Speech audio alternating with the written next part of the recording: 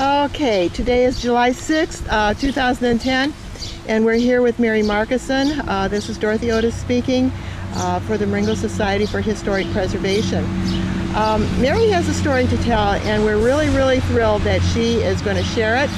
I've known Mary for a long time. Our kids were born in similar times, our last ones anyway. So anyway, here we are. Mary, welcome today. I have heard, since we are set and watch our grandchildren play baseball, that you recently had a very special occasion in your life. Something that surprised us all because we just didn't know this about you. So would you please share with us what happened? On December 7th of 2009, I became a citizen of the United States officially. But I felt I have always been an American citizen since I've come to this country, and this was my home. And this all pertains to why it all happened was because I did get laid off at work, and they opened up a can of worms, and to become a citizen was the most special thing in my life. I just assumed being a citizen was good. I took pride in 4th of July's, Vets Day. I felt sorrow for the ones that lost their families, fought for our freedom. And but the day I became a citizen was just a proud moment. The only sad thing of it was that my mother and I were going to do it together, and she wasn't there to share it with me. But it's very proud moment. Tell me, Mary, how long have you lived here in Marengo? I have lived here, let's see, 57 years. And how old were you when you come, if you don't mind telling and sharing? I was 7 years old. Right. Crossed the ocean. We left in August. They told us we were on the water for 21 days, and we did not come into Ellis Island like everybody else did. There was another port that was taking immigrants, and that was down in New Orleans, and that's where I came with my mother and my younger brother Gene Paprocki and I, the three of us. And what it was is my father, which he became my dad, which I love dearly, he helped my mother come to this country because he came in 1950 and we came in 1951.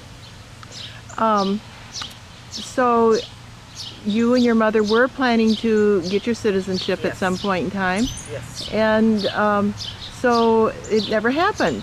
No. Why did it not happen? Because I married my husband at 19.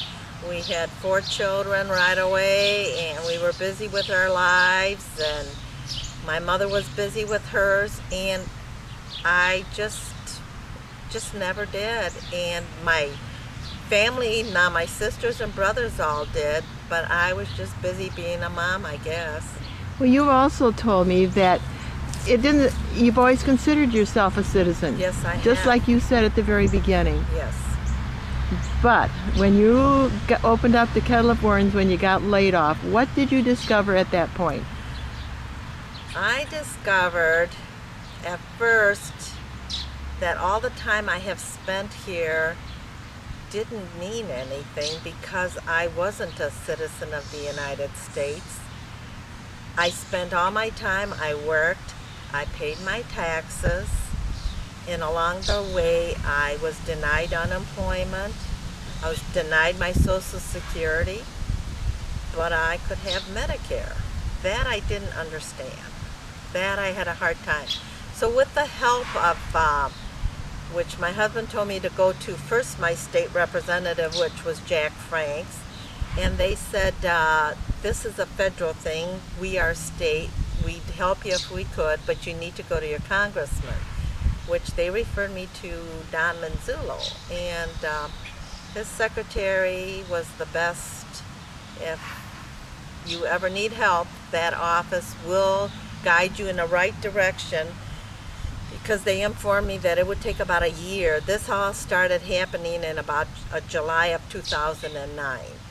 And with the help of Kathleen, I was informed in November that my application was accepted and that would I be interested in doing it on December 7th, and I said yes I would. And it was very, very powerful, and the person that really was there for me was my daughter. My whole family was there, but she's the one that took time off, took me into Chicago. We rode the train. It was a bonding time with her, but yet she was there for me, and I couldn't be prouder. And when I became a citizen, it was my husband and her and I with 141 other people from 42 different nations, and they were just all as proud as I was, and having their flags. I wore my American pin. I've always been proud of being an American. I just didn't feel I wasn't. So. And having known you for all these years, I will confirm this, you have been, wherever there was a need, you were there. A good citizen who, loved the country, Yes. Answered the call wherever it came from, Right. and then to eventually discover after working all these years and having part of your paycheck put away for government programs and Right. things like that, that you were in the end denied them. Exactly. But when other people, it seems like they need help, there's help for them. But when you are looking for it, there was nowhere for me to turn to get help.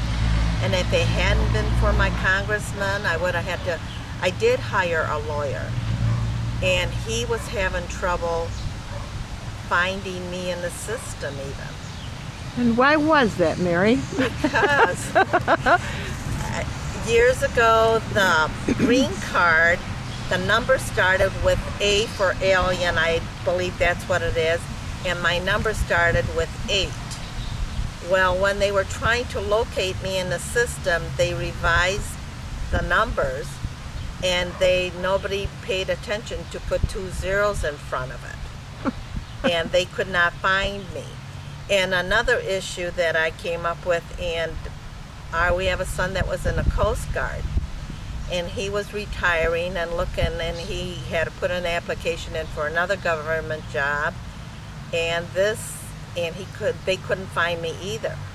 But finally he called Washington, D.C., and they were able to find me and found out that the numbering system had changed from the A8 to the A2 zeros in front of it. So I am in the system. I did come here to this country, and also the reason the government I was questioned why the government never came to me, or why work didn't ask me to update my citizenship. And because my green card had no expiration date on it. My green card had that I was a displaced person. So basically I was a person without a country. Mm-hmm. Yes, I was born in Germany. I was born during the war. But this is my home. This is all I've ever known. My mother and my brother and I, we lived in barracks, where displaced people they kept. So we just, they sent us here and they sent us there.